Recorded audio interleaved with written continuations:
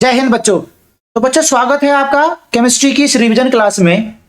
जैसा कि आप जानते हैं हम ऑर्गेनिक केमिस्ट्री के कुछ प्रीवियस ईयर के क्वेश्चन सॉल्व कर रहे हैं। तो बच्चों आज की क्लास में ऑर्गेनिक केमिस्ट्री के कुछ बेहतरीन क्वेश्चन का डिस्कशन होगा। जैसा कि आपकी स्क्रीन पर दिख रहा होगा क्वेश्चन, एल्काइल हैलाइड कोई मॉलिक्यूल है, मॉलिक्यूलर फॉर्मूला दे रखा है आपको C6H13Cl। अब इसका स्ट्रक्चर नहीं पता हमें। On treatment with alcoholic KOH, बच्चों एल्कोहलिक KOH की प्रेजेंस में तो हमें पता है एलिमिनेशन रिएक्शन होती है, डिहाइड्रोहेलोजनेशन होता है। और ये C6H13Cl ये कोई एल्काइल हैलाइड टाइप का होगा। उसका स्ट्रक्चर क्या होगा उसकी हम चर्चा यहां पर करेंगे। Give two isomeric alkenes B और C देता है। मतलब क्या होगा बच्चों, हमारे पास में C6H13Cl कोई हमारा एक कंपाउंड है। अब इसमें हम एल्कोहलिक KOH का रिएक्शन करा रहे हैं, मतलब वहां पर डिहाइड्रोहेलोजिनेशन हो रहा है, ये पक्की बात हो रही है। तो यहां पर बच्चों क्या हो रहा है, एक एल्कीन बन रहा है B और दूसरा एल्कीन बन रहा है आपका C। और उसका जब हाइड्रोजनेशन कर रहे हैं, मतलब एडिशन ऑफ हाइड्रोजन कर रहे हैं, तो बच्चों वहां पर कंपाउंड जो बन रहा है वो कंपाउंड बन रहा है हमारा कुछ इस टाइप का कंपाउंड बन रहा है 2,3-डाइमिथाइल ब्यूटेन। यहां पर एक मिथाइल, यहां पर एक methyl, this is called two three dimethyl butane. बस हमें केवल इस क्वेश्चन में केवल एक ही आपको हिंट दे रखा है, 2,3-डाइमिथाइल ब्यूटेन। 2,3-डाइमिथाइल ब्यूटेन दे रखा है बच्चों। यहां पर 6 कार्बन, यहां पर भी 6 कार्बन, इसके स्ट्रक्चर की फॉर्म में यहां पर लाना है। तो बच्चों यहां पर ध्यान रखना, हाइड्रोजनेशन अगर हम कर रहे हैं तो हाइड्रोजनेशन हम केवल किसका करते हैं बच्चों, एल्कीन का करते हैं। हम लोग क्या करते हैं बच्चों, एल्कीन का हाइड्रोजनेशन करते हैं। ये बात तो हमें पक्का पता है। अब हाइड्रोजनेशन करने के लिए हमें डबल बॉन्ड, यहां पर भी डबल बॉन्ड होगा यहां पर, और इसी टाइप के स्ट्रक्चर में डबल बॉन्ड होगा। तो बच्चों अगर मैं यहां पर इसकी चर्चा करूं तो यहां पर आपका कार्बन कार्बन कार्बन कार्बन, एक मिथाइल और एक मिथाइल होगा। तो यहां पर जो B टाइप का स्ट्रक्चर होगा इसमें डबल बॉन्ड कहीं हमने यहां लगा दिया है। प्लस हमारा जो C टाइप का स्ट्रक्चर होगा बच्चों, हमारा 4 कार्बन रहेंगे, डबल बॉन्ड इस बार यहां लगा देते हैं, 2 कार्बन हमने यहां लगा दिए हैं।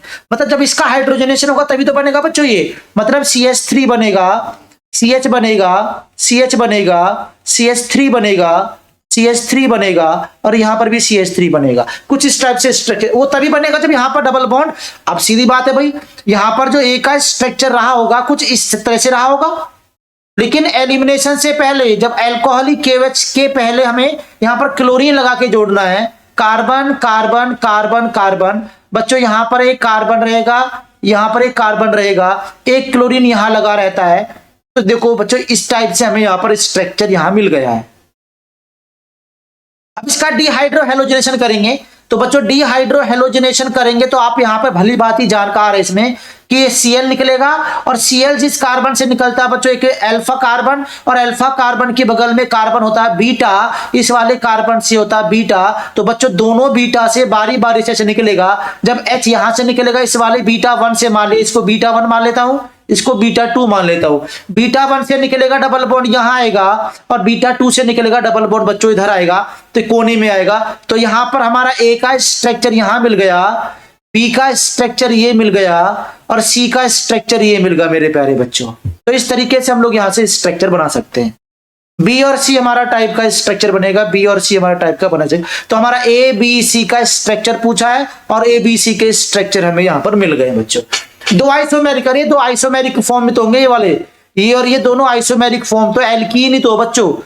एक पर डबल बॉन्ड 2 पर लगा है, एक पर डबल बॉन्ड 1 पर लगा है, तो इसका मतलब 2,3-डाइमिथाइल ब्यूट 2 इन आएगा, और 2,3-डाइमिथाइल ब्यूट 1 इन आएगा। डबल बॉन्ड की पोजीशन बस बदल रही है, इसमें अंतर ये रहेगा। और दोनों का करोगे हाइड्रोजनेशन बच्चों, तो यहां पर H2 जुड़ जाएगा, और यहां पर 2,3-डाइमिथाइल ब्यूटेन ही बनेगा दोनों से। तो इसका मतलब दोनों का एल्कीन इस तरह से बनेगा। डिहाइड्रोहेलोजनेशन रिएक्शन होगी, क्लोरीन निकलेगा, और क्लोरीन जिस कार्बन से निकलता है उसको अल्फा, अल्फा के अगल बगल वाले कार्बन को बीटा बोलते हैं, और बीटा जब निकलेगा तो 2 एल्कीन का फॉर्मेशन होता है। इस तरीके से बच्चों हम CBSE 2023 का हम क्वेश्चन कर चुके हैं, और CBSE 2023 का क्वेश्चन इतना बेहतरीन क्वेश्चन पूछा हुआ है ऑर्गेनिक केमिस्ट्री में, हेलो एल्केन्स में।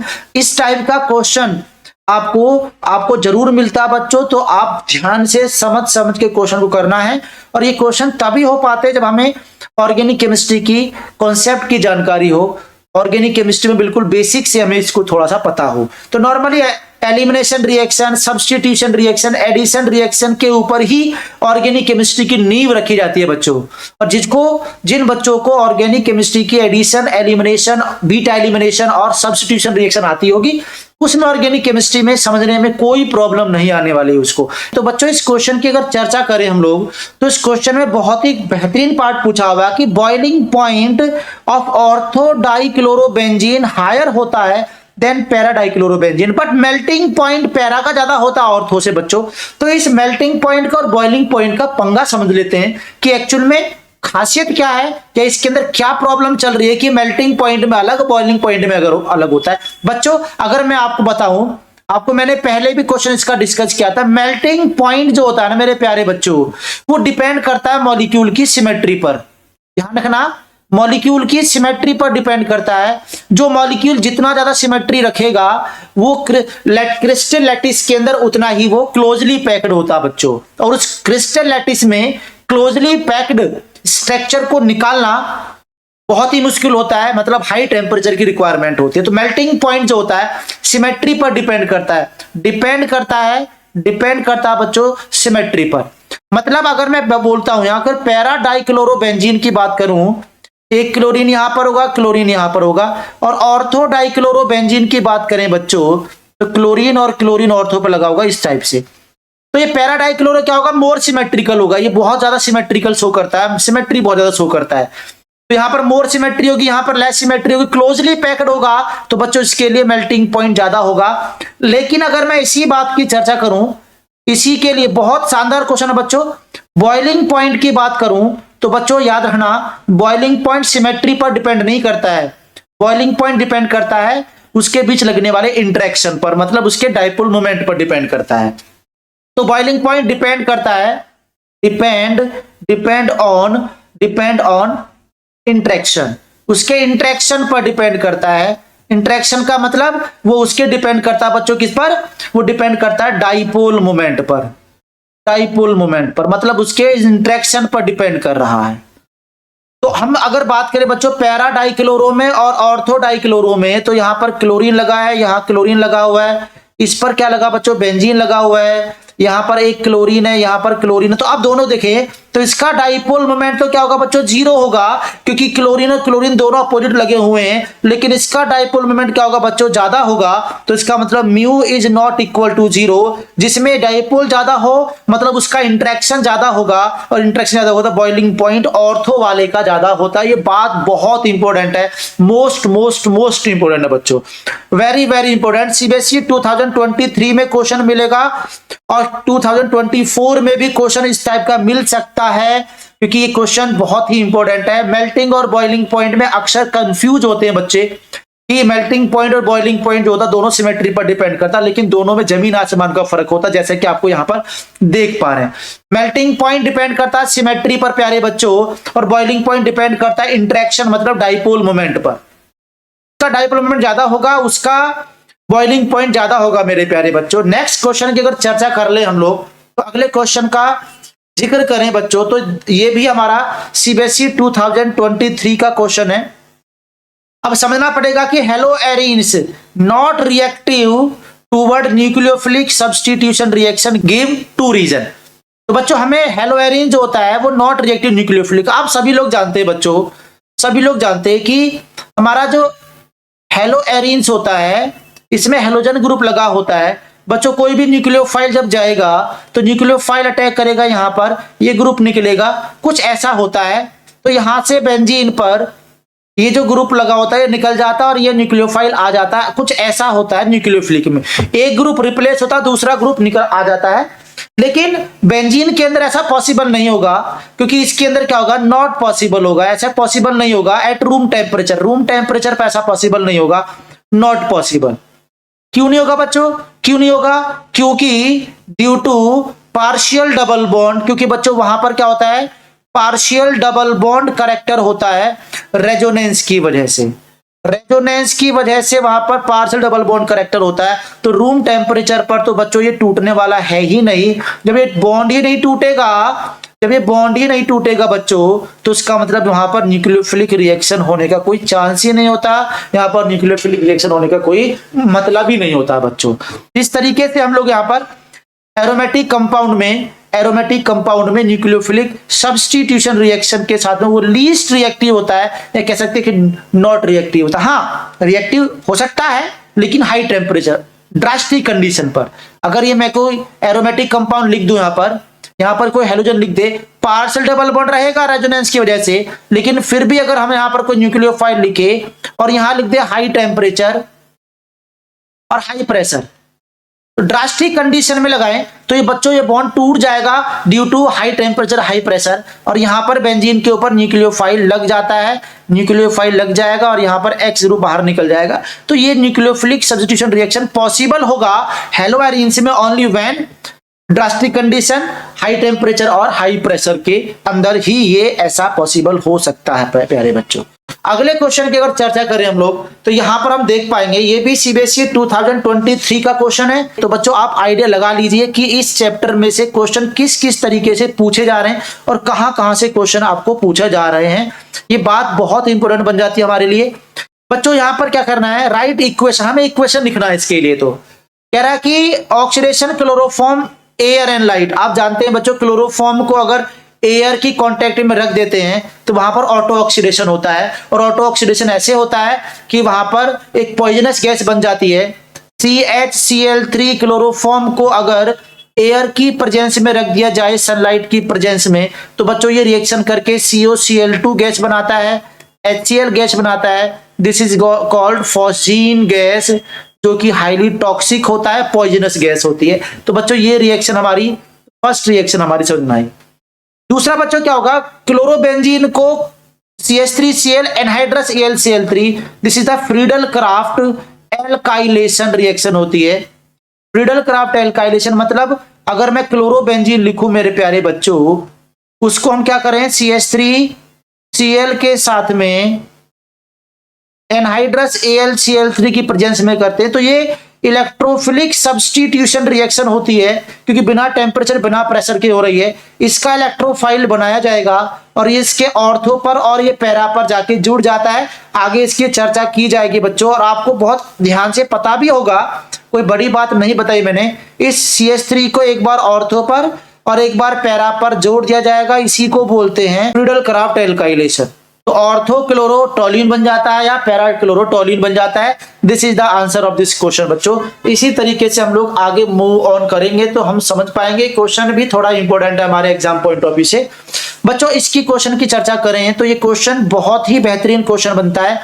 Alkyl halide which following pair इस कायरल, कौन सा दोनों में से कौन सा है, कायरल कार्बन है और फास्टर टूवर्ड SN2 रिएक्शन। बच्चों एक बात मैं आपको क्लियर कर देना चाहता हूं, SN1 रिएक्शन फास्टर उसमें होती है जिसमें स्टेबल कार्बोकटायन बनता है। ये बात को जान लीजिए आप, कार्बोकटायन जहां पर स्टेबल होता है बच्चों वहां पर SN1 फास्टर होती है, और SN2 फास्टर वहां होती है जहां पर अनस्टेबल कार्बोकटायन होता, मतलब जहां पर स्टेबल कार्बोकटायन नहीं बनता है। मतलब स्टेबल कार्बोकटायन का मतलब होगा, जैसे टर्सरी कार्बोकटायन की बात कर लूं, अगर मैं टर्सरी कार्बोकटायन की बात कर लें तो ये कार्बोकटायन हो गए, और एक होगा benzyl carbocation, this is the stable. और भी बहुत सारे होते हैं, ये नहीं कि यही होते हैं, और भी बहुत सारे होते हैं बच्चों। तो ये बेंजाइल कार्बोकटायन होता है। तो यहाँ पर एलाइल भी लगा सकते हैं, एलाइल कार्बोकटायन मतलब यहाँ पर CH2 double bond CH single bond CH2 plus, this is the allyl. तो ये सब स्टेबल कार्बोकटायन होते हैं, उसमें SN1 रिएक्शन फास्टर होती है, लेकिन 1 डिग्री 2 डिग्री विनाइल में क्या होता है बच्चों, हमारा SN2 रिएक्शन पॉसिबल होता है। तो इसी के अकॉर्डिंग हम लोग यहाँ पर क्वेश्चन का आंसर दे सकते हैं और समझेंगे। यहाँ पर हम दोनों में पेयर में देखिए कि यहाँ पर इस कार्बन से Br लगा है, तो यहाँ पर जब बॉन्ड तोड़ के हम देखते हैं इमेजिनरी, तो यहाँ पर प्लस आएगा, मतलब 1 डिग्री का कार्बोकटायन हो जाएगा। अगर मैं इस वाले बॉन्ड को तोड़ के देखता हूं तो इस कार्बन को प्लस चार्ज आएगा और ये 2 डिग्री का कार्बोटाइन होता है बच्चों। SN2 रिएक्शन फास्टर हमारा फर्स्ट में होता है, तो बच्चों A is faster SN2 then B। अगली नेक्स्ट की बात करें, SN1 SN2 reaction out of which SN1 SN2 which reaction occur with, तो इन दोनों में से SN2 रिएक्शन फास्टर होगी और SN2 फास्टर होगी, तो बच्चों इसमें से इन्वर्जन ऑफ कॉन्फ़िगरेशन होता है या रेसिमाइजेशन होता है। इसका मतलब SN2 रिएक्शन में से SN1 रिएक्शन में कौन सा होगा, SN1 रिएक्शन में होता है रेसिमाइजेशन, तो इसका मतलब SN1 रिएक्शन फॉलो करेगा रेसिमाइजेशन। और SN2 रिएक्शन क्या फॉलो करता है बच्चों, ये हमारा इन्वर्जन फॉलो करता है। तो आप लोग यहां पर, मैं पहले क्वेश्चन में भी डिस्कशन कर चुका हूं, पिछले लेक्चर में मैंने क्वेश्चन प्रीवियस ईयर का क्वेश्चन मैंने सॉल्व कराया था, जो हेलो एल्केन से कराया था मैंने, वहां पर SN1 SN2 के बीच में प्रॉपरली डिफरेंस भी कराया है। वो डिफरेंस को भी आप देख सकते हैं, उसी से आप लोग वहां पर क्वेश्चन का आंसर दे सकते हैं। यहां पर भी SN1, इसका मतलब SN1 SN2 में से कौन सा रिएक्शन इन्वर्जन दिखाएगा, कौन सा रिएक्शन रेसिमाइजेशन दिखाएगा। तो बच्चों इसमें से हम लोग समझ लेते हैं, SN2 दिखाता है इन्वर्जन और SN1 दिखाता है हमारा रेसिमाइजेशन। कैसे दिखाता है ये हम लोग चर्चा कर चुके हैं, बहुत आसान सी बात है, आपको सबको आता होगा ये तो इतना आपका कंफर्म, बहुत सिंपल सी बात है। तो अगली बात की अगर शुरुआत करें बच्चों, तो यहां पर भी हमें देखना है, ये भी हमारा प्रीवियस ईयर में क्वेश्चन पूछे हुए हैं, SN2 फास्टर रिएक्शन कौन शो करेगा। बच्चों यहां पर आपका CH3Br लिखा है और यहां पर लिखा है CH3I लिखा है, दोनों ही मिथाइल है, बस यहां पर SN2 रिएक्शन फास्टर उसमें शो करेगा जिसमें लिविंग ग्रुप बेटर होगा। अब Br और I में लिविंग ग्रुप बेटर कौन सा हो जाएगा बच्चों, बेटर लिविंग ग्रुप हो जाएगा, बेटर लिविंग ग्रुप हो जाएगा। तो इसका मतलब हमारा ये CH3I जो जाएगा बच्चों हमारा बेटर लिविंग ग्रुप हो जाएगा। अगर हम बात करें कि ये टर्सरी है बच्चों, यहां पर अगर हम इसकी बात करें कि CH3 है, इधर भी हमारा CH3 है, ये CH3 टर्सरी कार्बोटाइन लगेगा और यहां पर लिखा बच्चों CH3Cl। SN2 की बात कर रहा है तो SN2 में टर्सरी में तो होने वाला है नहीं, क्योंकि ये तो स्टेबल बन गया, तो इसका मतलब यहां पर हमारा SN2 फास्ट हो जाएगा। बिल्कुल सिंपल सीधा सा क्वेश्चन है बच्चों।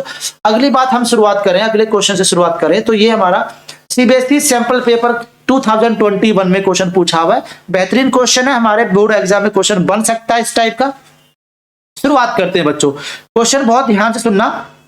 इसमें कह रहा है कि फॉलोइंग हेलो एल्केन्स जो दे रखे हैं आपको ये वाले, hydrolyse in presence of aqueous KOH। बच्चों एल्कोहलिक KOH लिखा होता तो एलिमिनेशन होता, यहां पर एक्वस बोला है तो इसका मतलब यहां पर रिएक्शन होने वाला है सब्स्टिट्यूशन रिएक्शन। और सब्स्टिट्यूशन रिएक्शन याद रखना, या तो SN1 होगा या SN2 होगा। SN1 के लिए हमें पता है कि स्टेबल कार्बोटाइन टर्सरी, बेंजाइल और एलाइल, ये कार्बोटाइन हमारे स्टेबल होते हैं। सेकेंडरी में 1 डिग्री और 2 डिग्री में ये हमारा SN2 शो करेगा। तो 1 क्लोरोब्यूटेन है, 2 क्लोरोमिथाइल प्रोपेन है, हमें देखना पड़ेगा कि इनमें से कौन सा इन्वर्जन शो कर रहा, कौन सा इन्वर्जन हमेशा SN2 शो करेगा। तो दोनों में से देखना पड़ेगा कि SN1 SN2 कौन शो करता है, और SN1 करेगा हमारा रेसिमाइजेशन। तो समझिए बच्चों, हमें कह रहा है कि 1 क्लोरोब्यूटेन, चेक करते हैं स्ट्रक्चर बना के, 1 क्लोरोब्यूटेन में 1 2 3 4 ये क्लोरीन लग गया, कार्बन कार्बन कार्बन कार्बन, ये कार्बन हमारा बच्चों 1 डिग्री का कार्बोकटाइन हो जाएगा, 1 डिग्री का कार्बोटाइन हो जाएगा बच्चों।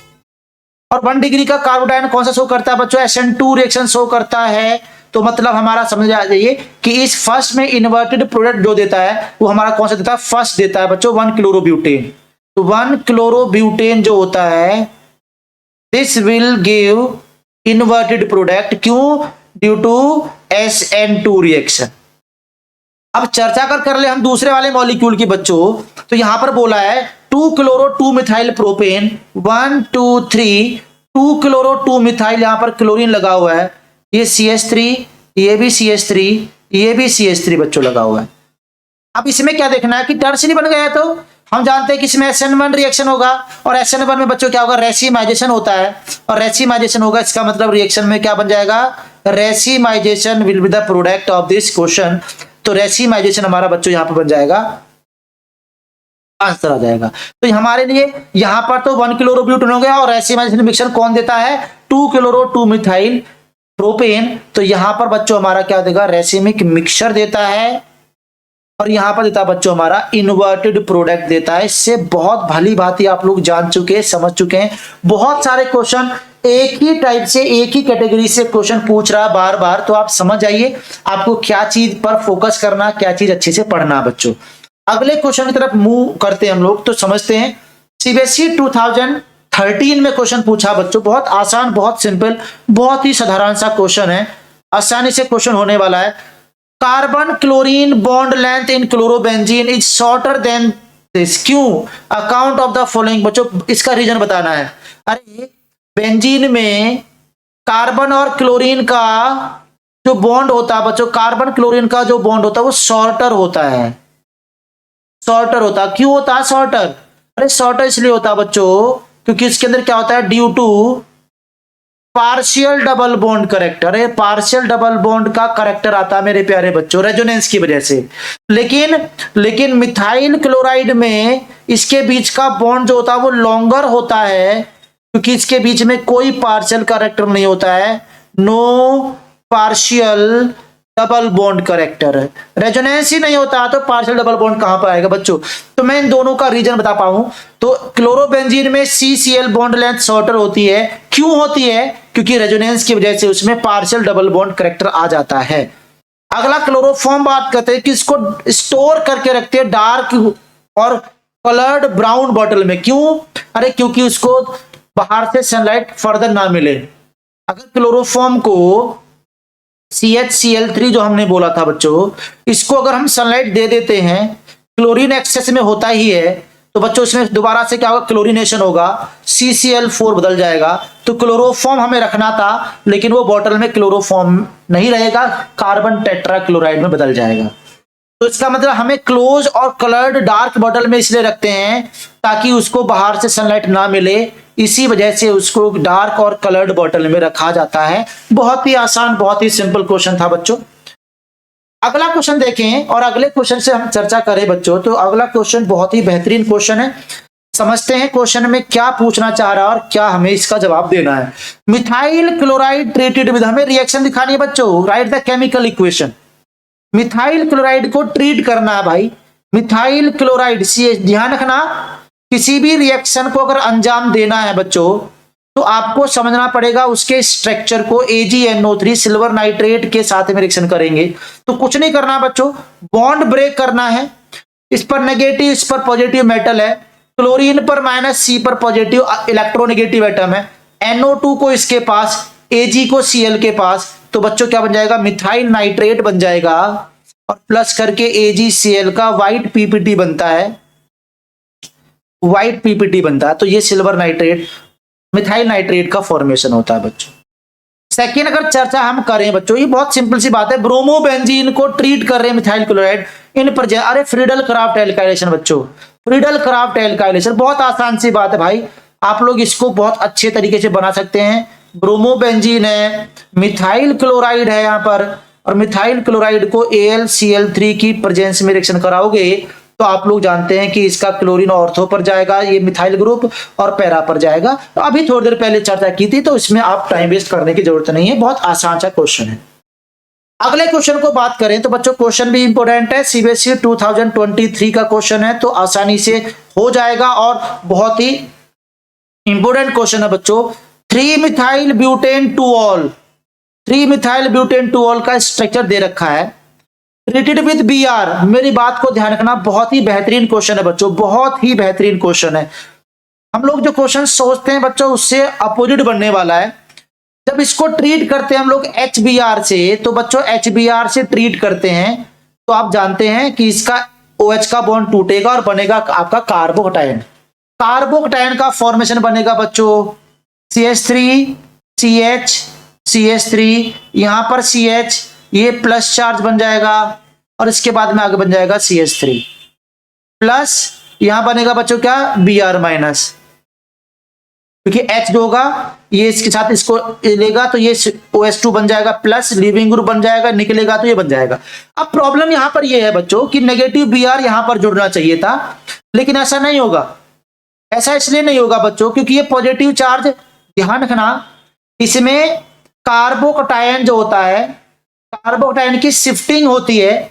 अगर उस कार्बोकटायन के अंदर स्टेबिलिटी गेन करने का नेचर होता है, ये 2 डिग्री का कार्बोकटायन है बच्चों, लेकिन किसी वजह से अगर इसमें शिफ्टिंग हो जाए और कार्बोकटायन यहां पर जंप करके आ जाए बच्चों, अपने से ज्यादा स्टेबल बनने का जहां पर चांस मिल जाएगा वहां पर उस कार्बोटाइन की शिफ्टिंग हो जाती है और उसी को बोलते हैं बच्चों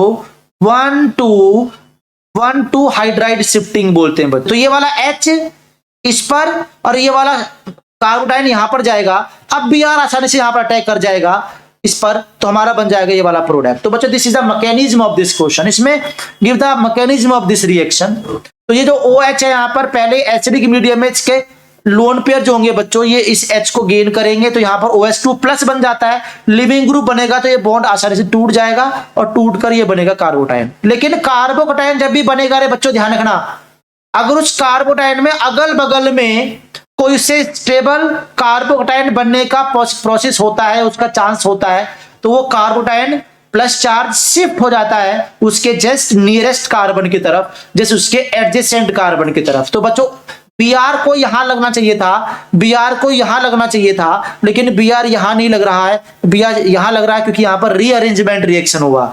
इसको बोलते हैं रीअरेंजमेंट रिएक्शन। आपको कहीं बचपन में पढ़ाया गया होगा, 11th क्लास में पढ़ाया होगा बच्चों आपको तो, कि रिएक्शन 4 टाइप की होती है हमारे ऑर्गेनिक केमिस्ट्री में, एडिशन, एलिमिनेशन, सब्स्टिट्यूशन और चौथा रिएक्शन होता है रीअरेंजमेंट। एक्चुअल में बच्चों वो रीअरेंजमेंट रिएक्शन यही होती है, जब इसमें बनता है कार्बोटाइन तो उसका रीअरेंजमेंट होता है बच्चों, और रीअरेंजमेंट की होता है to gain the stability, to gain the more stability. अरे यहां पर ये 2 डिग्री का है, यहां पर आते क्या बन गया ये, अरे 3 डिग्री का नहीं बन गया क्या, और 3 डिग्री का बनता है जहां पर मतलब 1 से 2 डिग्री होने का चांस हो तो रीअरेंजमेंट होगा, 2 से 3 डिग्री का बनने का चांस हो तो रीअरेंजमेंट होगा, लेकिन 3 से 2 डिग्री में नहीं होगा कभी भी। अपने से कम स्टेबल होने में वो रीअरेंजमेंट नहीं होगा, ध्यान रखना मेरी बात को। तो ये रीअरेंजमेंट हुआ, अब Br नेगेटिव इसके ऊपर अटैक करेगा तो जहां +4 था वहां पर Br अटैक हो जाएगा, ये बन जाएगा product. This is the mechanism of this question. बच्चों ध्यान रखना CBSE 2021, हालांकि ये वाला सैंपल पेपर CBSE का सैंपल पेपर है, CBSE 2021, तो क्वेश्चन इंपोर्टेंट है, बन सकता है हमारे एग्जाम में, जो हमारा अपकमिंग एग्जाम आ रहा है। तो बच्चों अगले क्वेश्चन की अगर चर्चा कर ले हम लोग, नेक्स्ट क्वेश्चन को अगर देखें तो ये क्वेश्चन में भी आपको ध्यान देना है, ये क्वेश्चन भी इंपॉर्टेंट है हमारे लिए। इसमें कह रहा है बच्चों रिएक्टिविटी पूछा है, रिएक्टिविटी टुवर्ड SN2 ऑर्डर, और SN2 में SN2 का ऑर्डर पहले 1 डिग्री में SN2 फास्टर होगा, SN2 फास्टर पूछा बच्चों 1 डिग्री में, इसके बाद में 2 डिग्री में होता है कम, इसके बाद में 3 डिग्री में होता है, तो ये ऑर्डर होता है SN2 का। और अगर SA1 का ऑर्डर पूछ लेता बच्चों फास्टर किसमें होने वाला, तो इसका उल्टा, 3 डिग्री कार्बोटाइन मोस्ट स्टेबल तो ज्यादा SN1, SN2 में थोड़ा कम और इस 1 डिग्री में और भी कम हो जाएगा। तो ये ऑर्डर ध्यान रखना आपको। इन सब के स्ट्रक्चर ड्रॉ करो, और स्ट्रक्चर ड्रॉ करने पर आपको देख लेना कि बच्चों ये 2 डिग्री का बनेगा कार्बोटाइन, ये 1 डिग्री का बनेगा और ये 3 डिग्री का बनेगा। SN2 पूछा है तो बच्चों पहले 1 ब्रोमोप्रोपेन है, इसको A बोल लेते हैं, इसको B बोल लेते हैं, इसको C बोल लेते हैं, तो बच्चों B आएगा पहले, तो इसके बाद में A आएगा और इसके बाद में C आएगा। तो SN2 पूछा है, अगर SN1 पूछता तो उसका उल्टा ऑर्डर हो जाता। ये बात से भी आप बिल्कुल अच्छे तरीके से परिचित हो चुके हैं। अगले क्वेश्चन की चर्चा करें बच्चों, अगले पार्ट की को चर्चा करें। आसान सा क्वेश्चन है, para dichlorobenzene has high melting point than those of ortho meta. कितनी बार क्वेश्चन रिपीट हो चुका देख लीजिए आप इसे। पैरा डाइक्लोरो मेल्टिंग पॉइंट की बात कर रहा बच्चों, मेल्टिंग पॉइंट की बात कर रहा, मेरी बात को समझना, और मेल्टिंग पॉइंट की बात कर रहा मेरे प्यारे बच्चों। मेल्टिंग पॉइंट डिपेंड करता है सिमेट्री पर, बॉइलिंग पॉइंट डिपेंड करता है उसके इंटरेक्शन पर। तो बच्चों इसका ऑर्थो, ये पैरा डाइक्लोरोबेंजीन पर सिमेट्री ज्यादा होती है, क्रिस्टल लैटिस के अंदर क्लोजली पैक्ड होता है, निकालने बहुत मुश्किल हो जाता है, इसका मतलब हाई टेम्परेचर पर वो। तो ये भी क्वेश्चन की आप चर्चा थोड़ी देर पहले ही कर चुके हैं इसी क्लास में। नेक्स्ट की बात करें बच्चों, हम A और B हमें फाइंड करना है। रिएक्शन है, मैग्नीशियम हो रहा है बच्चों, मैग्नीशियम के साथ में अगर हैलाइड की ड्राई ईथर के प्रेजेंस में हीट कराए तो बच्चों मैग्नीशियम इन दोनों कार्बन और Br के बीच में फंस जाता है, तो बच्चों ग्रिग्नार्ड रिएजेंट बन जाता है, कुछ ऐसे ग्रिग्नार्ड रिएजेंट बन जाएगा MgBr। और अब अगर हम क्या करें, इसका हाइड्रोलिसिस करा दे H+OH- की प्रेजेंस में, तो ये वाला बॉन्ड टूटेगा बच्चों, इस Mg पर प्लस आएगा और इस कार्बन पर माइनस आएगा, H+ जाएगा इसके पास, तो बच्चों साइक्लोब्यूटेन बन जाएगा, और यहां पर बच्चों क्या बन जाएगा, MgBr बनेगा, और यहां पर OH आ जाएगा। This is the question, this is the question, this is the answer of this question बच्चों। तो इस तरीके से हम लोग हेलो एल्केन्स के प्रीवियस ईयर के क्वेश्चंस को देख रहे हैं और आपको समझ में आ रहा होगा किस तरीके से हमारे क्वेश्चंस पूछे जा रहे हैं और कहां कहां किस किस पोर्शन से हमारे क्वेश्चंस मिल रहे हैं बच्चों। तो उसी पोर्शन पर आपको फोकस करना है, उसी पोर्शन को आप अच्छे से रिवाइज करना है। तो बच्चों अगली क्लास में हम लोग और बेहतरीन क्वेश्चन लेके आएंगे। तब तक गुड बाय। और जिन बच्चों ने मेरे चैनल को सब्सक्राइब नहीं किया वो चैनल को जरूर सब्सक्राइब करें और बेल आइकॉन जरूर प्रेस करें बच्चों। और अपने फ्रेंड्स के पास भी इनको शेयर करना है, जितना हो सके उतने ज्यादा से ज्यादा शेयर करिए अपने फ्रेंड्स के पास।